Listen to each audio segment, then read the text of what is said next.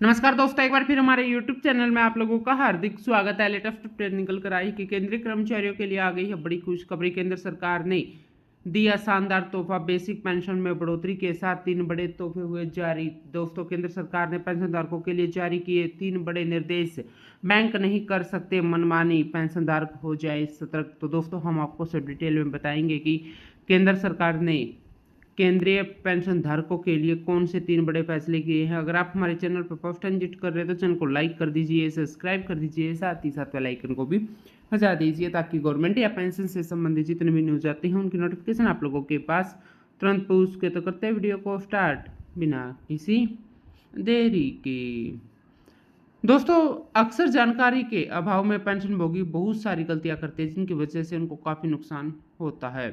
वे कई सारी सुविधाओं से वंचित रह जाते हैं। ऐसे में केंद्र सरकार पेंशनधारकों के लिए समय समय पर गाइडलाइन जारी करती रहती है, जिसको हर पेंशनभोगी को जानना बहुत जरूरी है। इसी को देखते हुए केंद्र सरकार ने pension hike combination life certificate को लेकर पेंशनधारकों के लिए 3 बड़े निर्देश जारी कर दिए गए हैं। केंद्र सरकार बार बार अवगत कराती है कि पेंशनभोगी किसी अपराधी के जालसाजी में न फंसे, फिर भी आए दिन कोई न कोई पेंशनभोगी इस जालसाजी में शिकार हो जाता है। ऐसे में कुछ केंद्र सरकार की तरफ से गाइडलाइन जारी की गई है जिनका पालन हर पेंशनभोगी करे तो उनको कोई भी नुकसान नहीं होगा। भारत सरकार ने CPAO के संज्ञान में आया है कि साइबर अपराधी पेंशनभोगी के लिए जिन प्रमाण पत्र को अपडेट कराने के लिए उन्हें फ़ोन करते हैं तब उनके लिए साइबर अपराधी पेंशनभोगियों का ब्यूरो जैसे कि नियुक्ति की तारीख, सेवानिवृत्ति तारीख, PPO नंबर, आधार नंबर, ईमेल पता, मासिक पेंशन सभी प्राप्त कर लेते हैं। पेंशनर्स को यह विश्वास दिलाते हैं कि वे पेंशन विभाग से कॉल कर रहे हैं और पेंशनभोगियों से अपना जीवन प्रमाण पत्र को अपडेट कराने के लिए OPT साझा करते हैं। एक बार जब वे पेंशनभोगी से OTP प्राप्त करते हैं तो साइबर अपराधी धोखे से उनके बैंक खाते तक सीधे पहुंच जाते हैं और पेंशनधारक के खाते में राशि को हड़प लेते हैं।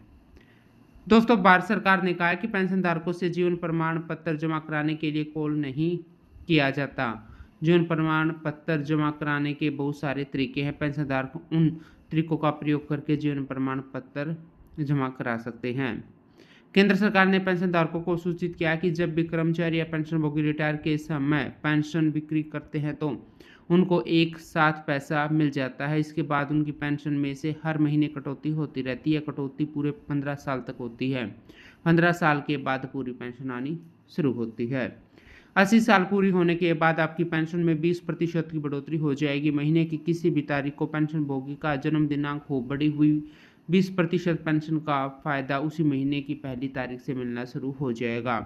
इसी प्रकार 85 साल होने पर 30%, 90 साल होने पर 40%, 95 साल होने 50% की बढ़ोतरी हो जाएगी। इसका फायदा पेंशनधारकों के साथ साथ फैमिली पेंशनधारकों को भी मिलेगा। अगर पेंशनभोगी को इसका फायदा नहीं मिलता है तो इस सर्कुलर के आधार पर कार्रवाई की जा सकती है। तो दोस्तों, आज के लिए इतना ही। मिलते हैं नेक्स्ट वीडियो में, तब तक के लिए जय हिंद, जय भारत।